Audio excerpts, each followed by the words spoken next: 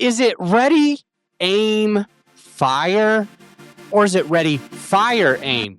Most hosts never achieve the results they hoped for. They're falling short on listenership and monetization, meaning their message isn't being heard and their show ends up costing them money. This podcast was created to help you grow your listenership and make money while you're at it. Get ready to take notes. Here's your host, Adam Adams. I'm your host, Adam, AAA Adams, and I'm stoked to have a conversation with you about one of these pitfalls that I hear a lot. I mean, this one is probably the one that I hear the absolute most, and I actually think it's the absolute worst advice. So a lot of people are saying to newer podcasters, don't overthink it. Just start. Just go ready, fire, aim. They're like, you can make the changes later. You can always change this. You can always change this. You know, perfection is your enemy. Done is better than perfect. You've all heard that. And you might even agree with it. That's okay. We are able, you and I are able to disagree every once in a while. But let me try to give you a compelling thought or two on the difference between ready, fire, aim and ready, aim, fire. Ready, fire, aim is somebody kind of moving a little fast into their podcast.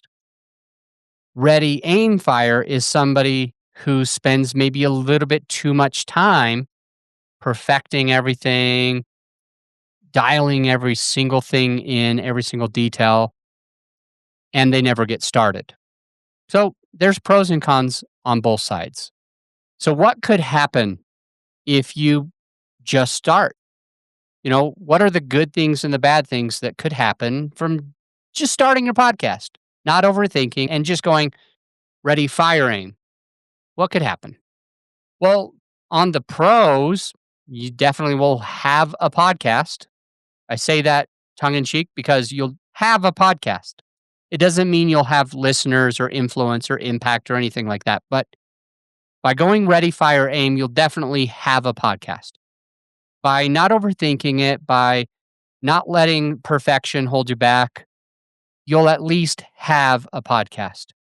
And in some cases, that can benefit you because in a lot of cases, it's what really holds us back is our own fear, our own fear of doing something wrong, making a mistake, and sometimes just starting can be a benefit. So I'll definitely give you that. What might be able to happen to you negatively if you just start or if you just go ready, fire, aim? You know, if you don't overthink it, what could happen bad? And here's a couple of things. I mean, and it gets scary in my mind and from the people that I've seen, it gets scary. Pod fade definitely will happen because you just don't have any listeners. You don't have any influence. You don't have any impact. You're not making any money. So you can't support your podcast anymore. And it just came because you just launched something without really thinking into it. So there's got to be some type of happy medium, right? There's got to be some type of happy medium. I highly suggest ready, aim, fire, but I get that some of you are just overthinking your podcast. And so we got to find what's really in the middle. What's in the middle is, yeah, just start. Sure, just start. Sure, ready, fire, aim. Okay, that's fine. But don't go and publish an episode that's shitty. Don't go and record on a mic that sounds terrible, like a hollow can. Because all of the people that were your super fans, your true fans, your first fans, when you have a mic that sounds kind of like this, they're just not really loving what it's going to sound like. If you have like all of your background noises and you're just kind of going through and doing all this, like, yeah, I get it. It's not what everybody wants to hear. So let me take you back in here. So ready, aim, fire makes sense. Ready, fire, aim seems to make sense if the only thing holding you back is fear. But the issue that I keep seeing is people, they start their podcast and they don't really have any plan. If you ever read the book or heard of the book, Seven Habits of Highly Effective People. I'm trying to remember who wrote that. I always know, but now it just spaced me, and that's okay. It's Stephen Covey. Stephen Covey wrote the book, Seven Habits of Highly Effective People. And one of the habits of highly effective people, and do you want to be a highly effective person?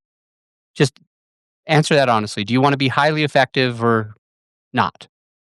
Stephen Covey says one of the most important habits is to begin with the end in mind. Like basically, when you're starting your podcast, be aware of what you want it to accomplish. Be fully aware. And a lot of people, they don't think about their avatar. They don't think about like monetizing. They know that eventually they want to have a good microphone, but like they can't really afford it right now. There's a lot of different things.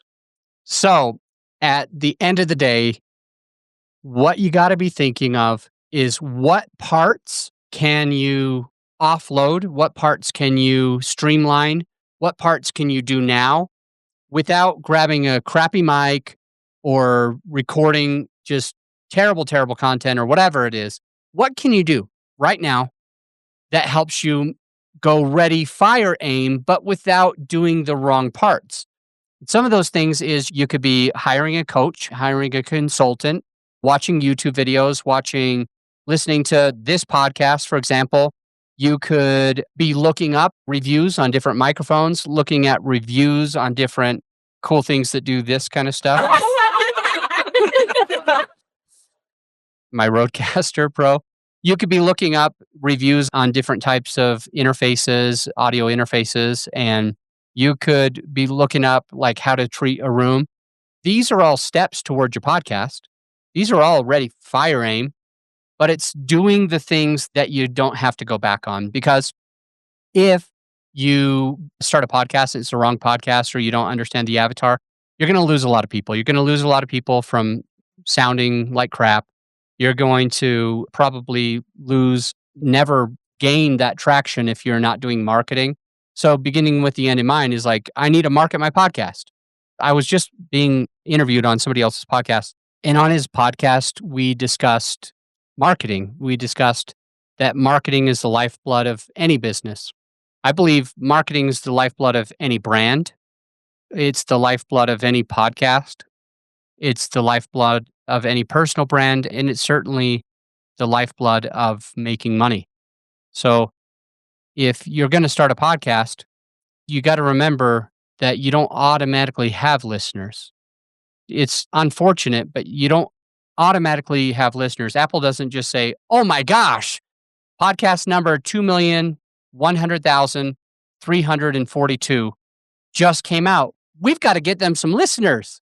They would never say that. They're like, all right, podcast number 2.1 million just came out. And they're probably not going to have any listeners because they're probably not going to market. We'll watch them closely. We'll split test it. And if they start to have some traction, we'll probably put it in front of some other people. But we're just going to expect that 90+% of podcasts just never get any traction. So we're going to just let it not get any traction. And so marketing, it's the lifeblood of any business. It's not if you build it, they will come. They don't automatically come. iTunes isn't like thrilled to have number 2.1 million podcasts coming on. And they're not saying, oh my gosh, can we please get them some listeners? You've got to get you some listeners. So it's really just ready, aim, fire. In my opinion, ready, aim, fire. Focus, do everything that you can, and grow your podcast by beginning with the end in mind. I'm your friend, Adam A. Adams, and I'm out. Oh, hey, because 3 of my clients came to me recently looking to find a way to have their podcast make them money instead of cost them money. We put together a resource for some of our clients, and I want to give it to you as well. It's something that did actually seem to help because one of them is now making $2,600 a month, another one's $4,500 a month, and the third is making between $5,000 and $10,000 each month. And so it's been a resource that's been incredibly valuable to them. It's our sponsor sheet template.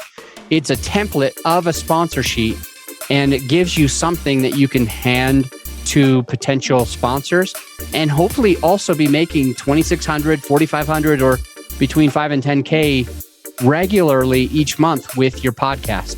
So this has been a contributing factor to helping all three of those clients turn their podcast into an additional income stream for them. And the way that you can find it is just going to our website, growyourshow.com, but put in /templates, growyourshow.com/templates. And then you can actually download that template and others that could be valuable to your podcasting experience. I'll see you on the next episode.